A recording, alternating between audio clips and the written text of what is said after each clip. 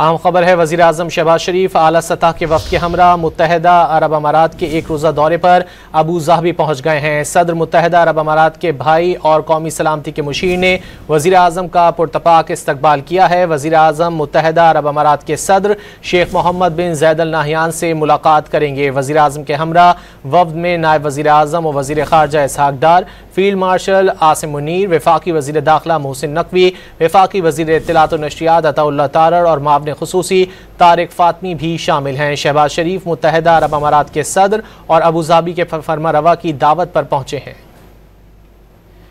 वज़ीर आज़म शहबाज शरीफ आला सतह के वफ़द के हमरा मुत्तहदा अरब अमारात के एक रोज़ा दौरे पर अबू ज़ाबी पहुँच गए हैं। सदर मुत्तहदा अरब अमारात के भाई और कौमी सलामती के मुशीर ने वज़ीर आज़म शहबाज शरीफ का पुरतपाक इस्तकबाल किया है। वज़ीर आज़म शहबाज शरीफ मुत्तहदा अरब अमारात के सदर शेख मोहम्मद बिन ज़ैद अल नाहयान से मुलाकात करेंगे।